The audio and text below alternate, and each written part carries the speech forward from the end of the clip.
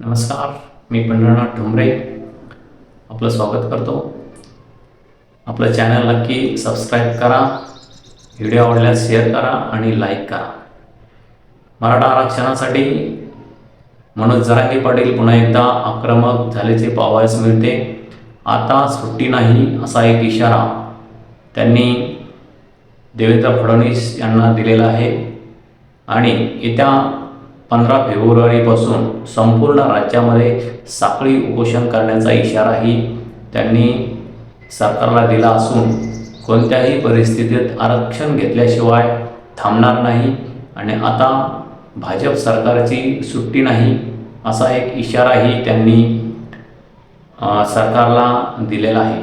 गेल्या काही दिवसापूर्वी अंतरवाली सराटी येथे मराठा आरक्षणासाठी त्यांनी आमरण उपोषण केले होते, मात्र ते स्थगित करून आता आमरण उपोषण न करता सरकारसोबत आमनेसामने लढायचे, रस्त्यावरची लढाई लढायची आणि कोणत्याही परिस्थितीमध्ये मराठा आरक्षण हे आपल्या पदरी पाडायचं असा एक निश्चय मनोज जरांगे पाटील यांनी बोलून दाखवलेला आहे आणि मोठ्या प्रमाणावर मराठा समाजाच्या ही या आंदोलनाला मोठा पाठिंबा मिळत असून आता या आंदोलनाला मराठा समाज आणि सरकार हे आमने सामने लढताना आपल्याला दिसून येईल आणि फडणवीस सरकार हे यामधून कसे मार्ग काढते हे आपण बघूच. मात्र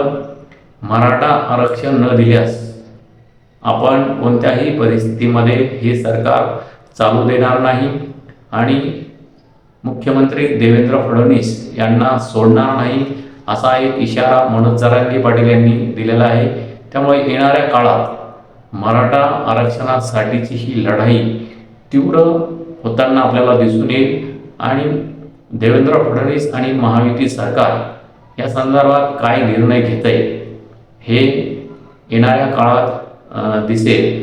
मात्र मराठा आरक्षणासाठी गेल्या अनेक वर्षापासून जी लढाई सुरू आहे, काही काळामध्ये या लढ्याला गेल्या 2 वर्षामध्ये एक तीव्र असं स्वरूप मनोज जरांगे पाटील यांच्या माध्यमातून मिळालेलं आहे आणि तत्कालीन जे मुख्यमंत्री आहेत एकनाथ शिंदे यांनी आपण छत्रपती शिवाजी महाराजांची शपथ घेऊन मराठा समाजाला आरक्षण मिळवून देऊ एक असा शब्द दिला होता आणि त्यामुळे या लढ्याची जी तीव्रता आहे ती काही प्रमाणात कमी झाल्याची पाहावयास मिळालं आणि 10% आरक्षणाचा एक ठराव विधानसभेच्या मंडळामध्ये पारित करण्यात आला होता. मात्र मराठा समाज यावर समाधानी नाही असं मनोज जरांगे पाटील म्हणतात. मराठा समाजाला ओबीसीमधून पूर्ण आरक्षण हवं आहे,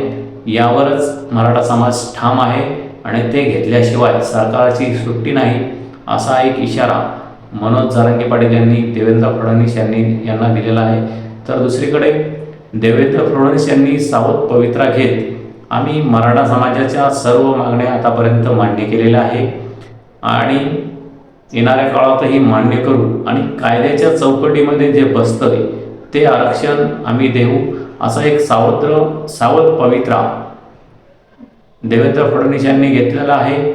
तर सर्वच भाजप हे मराठा आरक्षणाच्या बाजूने नाही काय असं एक परिस्थिती दिसते, कारण त्यांना मराठा समाजाने विधानसभेच्या निवडणुकीमध्ये आपल्यासोबत नसतानाही आपलं सरकार आलं हे महायुती सरकारच्या राज्यकर्त्यांच्या डोक्यात बसलेले आहे. त्याचा परिणाम म्हणून मराठा समाजाच्या जे आरक्षणाची मागणी आहे त्याला कितपत देवेंद्र फडणवीस आणि त्यांचं सरकार साथ देईल यावर शंका उपस्थित होते. मात्र मनोज जरांगे पाटील यांनी जो इशारा सरकारला दिलेला आहे आणि जी रस्त्यावरची लढाई आता तीव्र होणार आहे त्यावरही बरंच काही अवलंबून राहील, कारण राज्यामध्ये ही महायुतीचं सरकार आहे, केंद्रामध्येही